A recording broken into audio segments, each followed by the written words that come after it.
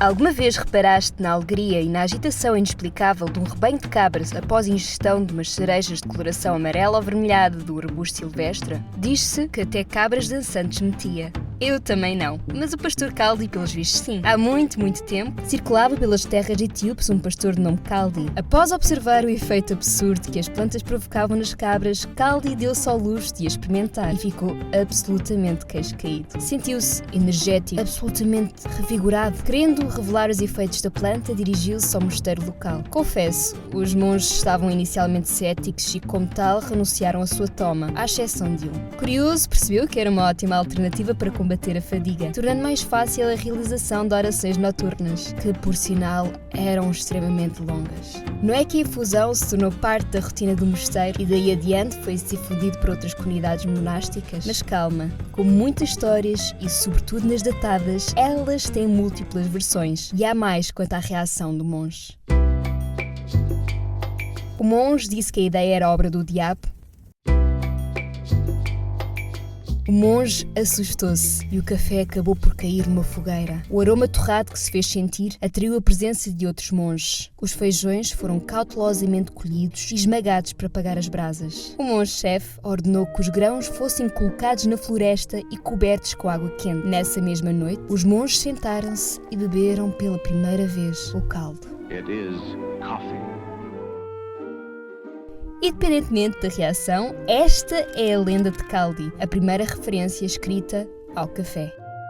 Convenhamos, esta é a história mais mística que explica a sua origem. Porém, é natural que haja outras menos incrédulas, como o caso de Sheikh Omar, um monge árabe que, após ter sido expulso da sua comunidade, consumiu uma infusão destas bagas. Após tal proeza, a ideia de enfrentar um deserto árido não era nada senão para meninos. Será isto verdade? Fica na tua imaginação e cria tu mesmo a própria história. Podemos categorizar a bebida que consumimos em dois grupos. Possuidor de um sabor suave, achocolatado até, o único pode ser vendido puro, sem qualquer género de blend. Estamos a falar de uma espécie que produz frutos ovais, que levam entre 7 a 9 meses para amadurecer. Adora altitudes e climas amenos. Estamos a falar entre os 15 e os 22 Celsius. Sem dúvidas que tem origens na Etiópia e que foi uma das primeiras espécies de café a ser produzida. Altamente sensível e pragas não as pode ver. Apesar disto, representa cerca de 60% da produção global destes grãos e é muito apreciado para quem é detentor de um paladar exigente. Suponhamos que tenhas um grão desta espécie na tua mão. Vês um grão longo, achatado e com uma divisão ao meio em formato S. Agora vamos fazer uma experiência. Qual é ela com o sabor mais amargo que o café arábica que tem mais cafeína? Exatamente, é o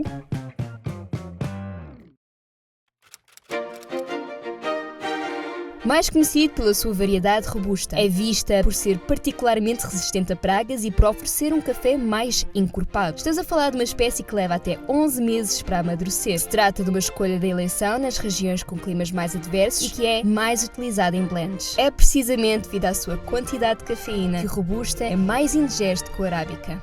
Suponhamos que tenhas um grão desta espécie na tua mão. Vês um grão redondo dividido a meio por uma linha reta. Já a origem da palavra café, prepara-te. As fontes que arranjei para este vídeo não estão de acordo relativamente a este tópico. O nome pode derivar da região etíope do nome Kafa. Pode estar ligado a estes nomes, termos estes árabes que significam força. Ou até ainda pode significar vinho, precisamente por ter sido uma bebida ótima substituto ao vinho. Ora, retomemos a história do pastor. Após a sua descoberta, o café começou a ser consumido entre a comunidade etíope. E qual era o seu modo de consumo? As bagas eram usadas, macerava-se com banho e fazia-se uma polpa. Polpa esta que acompanhava as refeições. Dos frutos não se ficavam pela polpa. Faziam também sumo, que após alguma fermentação se transformava em bebida alcoólica. Já havia na altura a política do zero desperdício. Ora, aproveitavam as folhas para infusão ou simplesmente para as mastigar. Este alimento, ou se o podemos chamar, tornou-se de modo de identidade na Etiópia e está tão enraizado culturalmente que o país continua a ser um dos maiores produtores de café do mundo. Tudo indica que sim, que a África foi o território de origem destes frutos avermelhados. Porém, após ter atravessado o Mar Vermelho, os árabes foram responsáveis pelo domínio inicial da técnica de plantio e de preparação. A primeira região a receber as suas sementes foi o Iémen, tornando-se, portanto, no maior produtor de café do mundo. E ao que se deve esta forte aderência? Novamente, por se tratar de uma ótima substituta do vinho, passo a explicar. Por motivos religiosos, as bebidas alcoólicas eram até então proibidas. Assim sendo, no ano de 1520, Moca possuía o maior cultivo de café no universo árabe.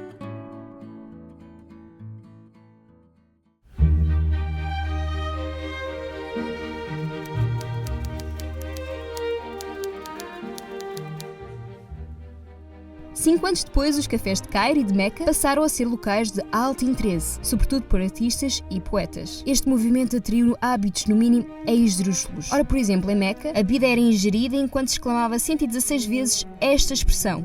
No Médio Oriente, a mulher era permitida pedir o divórcio caso o marido não provesse uma cota de café à casa. Cansado do José Maria, simples, acusa-o de não ter dado a sua parte de café.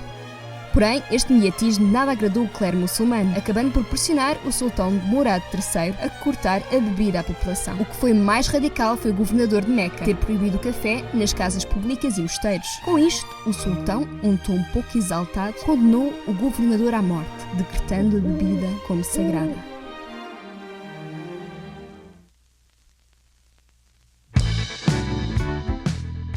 Licor do Oriente, ou licor dos trópicos, o nome que se dava ao café é em Veneza. Aqui, também a toma da bebida era vista como um ato pecaminoso, consumido por indivíduos que se opunham ao catolicismo. Na tentativa de acalmar os protestos, Papa Clemente VIII declarou que o café não era uma bebida do mal, acabando por batizá-lo. Na Alemanha, a aderência ao café foi tão bem sucedida que, em 1732, Sebastian Bach compôs a Cantada do Café, uma história de amor.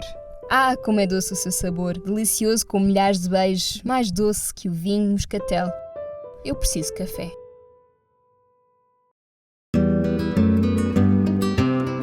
O Jardim Botânico de Amsterdão adquiriu os primeiros pés de café, sendo cultivadas posteriormente em estufas. Não sendo isto suficiente, as colónias holandesas foram alvo de cultivos experimentais da planta. Sempre sob o controle da Holanda, estas regiões foram pioneiras na exportação mundial deste produto.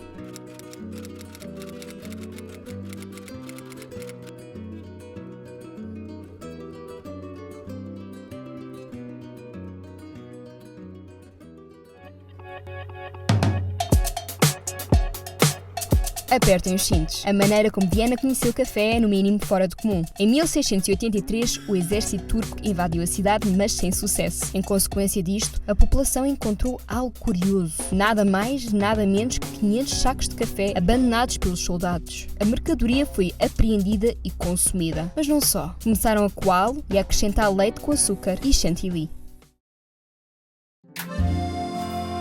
O café mais famoso parisiense é o café, mas não é apenas o mais famoso, é o mais antigo ainda em atividade. As mesas de eleição de Voltaire e Rousseau por lá estão, cercando estantes que guardam as obras que produziram.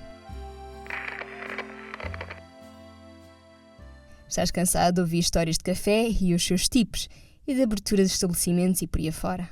No fundo, todos os dias bebes o teu cafezinho expresso e nem te queres ralar com estas banalidades. Agora deixo-te com esta.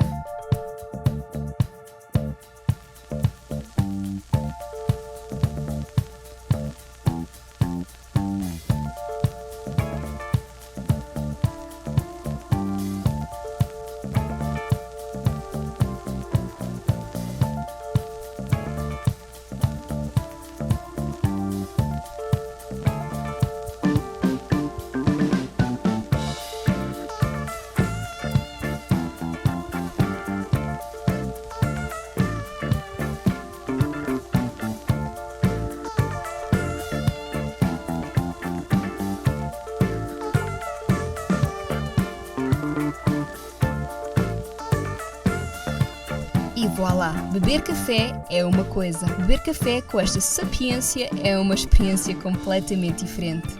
Se formos falar rigorosamente sobre esta bebida, levaríamos horas. É uma história com muitos altos, muitos baixos, como o trabalho de escravo aliado ao fabrico abundante do café que se fez sentir na história. Não posso fechar o vídeo, se ao menos não mencionasse.